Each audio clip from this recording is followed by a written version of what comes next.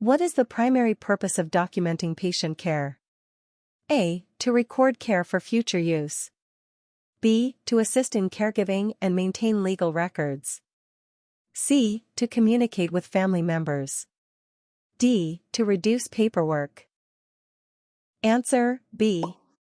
Documentation helps provide a legal record and assists in ongoing patient care. Which pulse site is most commonly used to measure heart rate? A. Carotid pulse. B. Brachial pulse. C. Femoral pulse. D. Radial pulse. Answer D. The radial pulse, located on the wrist, is most commonly used to measure heart rate in adults. Which symptom indicates a potential urinary tract infection? A. No bowel movement for several days. B. Lack of appetite. C. Frequent urination with a burning sensation. D. Severe pain in the abdomen. Answer C. Frequent urination with burning is a common symptom of a urinary tract infection, UTI. What should a home health aide do if a client refuses to eat? A. Force the client to eat. B. Ignore the client. C. Offer to prepare a different meal. D. Report to the supervisor. Answer D. The aide must report any significant changes in the client's behavior, including refusal to eat. What does QID mean in medical terms? A. Once a day. B. Twice a day. C. 4 times a day. D. Every hour. Answer C. The abbreviation QID stands for 4 times a day. The pulse located in the neck is known as the A. Radial pulse. B. Carotid pulse. C. Apical pulse. D. Femoral pulse. Answer B. The carotid pulse is found in the neck and is often used in emergencies. Which vital sign measurement should be reported immediately? A. Temperature 97.6 degrees Fahrenheit, pulse 82, respiration 20, BP 110/60. B. Temperature 95 degrees Fahrenheit, pulse 45, respiration 8, BP 80/50. C. Temperature 99.6 degrees Fahrenheit, pulse 80, respiration 16, BP 132/70. D. Temperature 98.6 degrees Fahrenheit, pulse 70, respiration 14, BP 120/60. Answer B. These values indicate abnormal low vital signs, requiring immediate attention. What should a home health aide do if they notice damaged equipment? A. Dispose of it immediately. B. Report it to the supervisor. C. Use it anyway. D. Repair it themselves. Answer B. Damaged equipment should always be reported for safety. If a client complains of chest pain and shortness of breath during a bath, what is the first action the home health aide should take? A. Continue the bath. B. Have the client take deep breaths. C. Contact the supervisor immediately. D. Assist the client to sit up. Answer C. Chest pain and shortness of breath are serious symptoms that require immediate medical attention. What does the abbreviation NPO mean? A. No pulse observable. B. Nothing by mouth. C. No patient order. D. Non-progressive order. Answer B. NPO stands for nothing by mouth, meaning the patient is not allowed to eat or drink. When washing a client's hair in bed, which step should the aide take to protect the client's eyes? A. Use no shampoo. B. Use a plastic sheet. C. Use baby shampoo only. D. Wash and rinse thoroughly.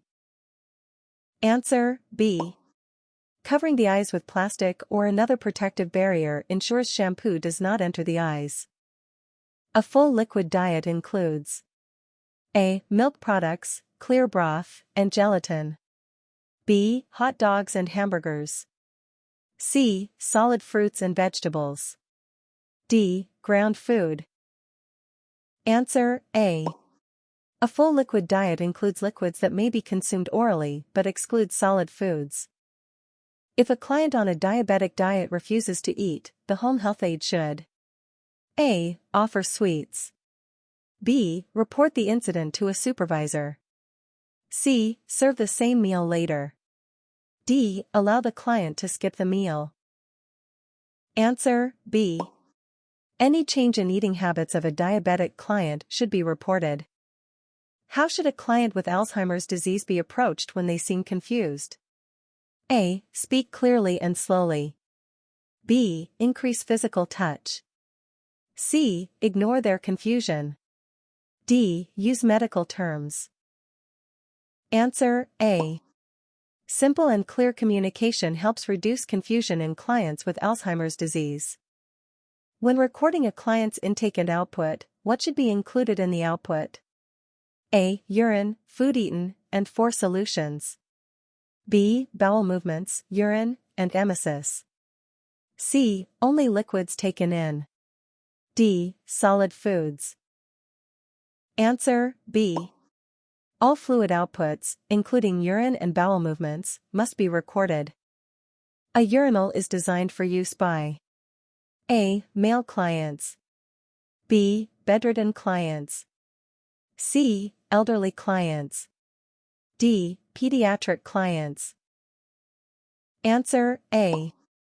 A urinal is specifically designed for male clients to urinate in while in bed. Why should bed linens be kept dry and tight? A. To prevent boredom. B. To prevent decubitus ulcers. C. To prevent bacteria growth. D. To prevent skin irritation. Answer B. Tight and dry linens help prevent the development of pressure ulcers.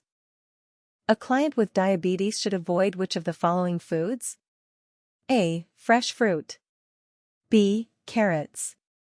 C. Hamburgers. D. Chocolate candy. Answer D. Diabetics should avoid foods high in sugar, such as chocolate.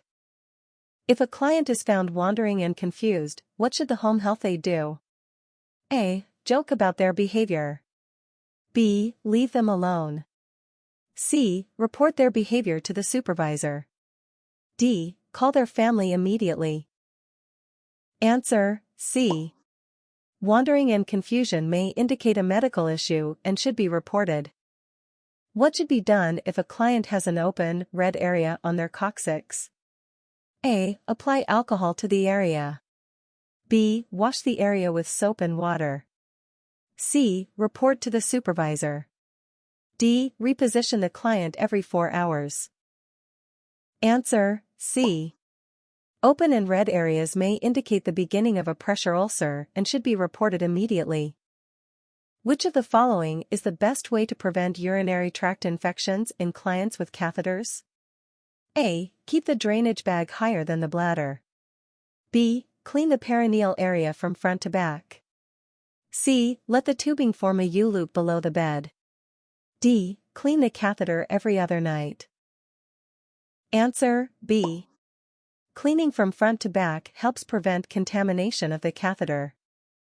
When a client experiences nausea after eating, the home health aide should A. Give them a cold drink. B. Help them lie down and rest.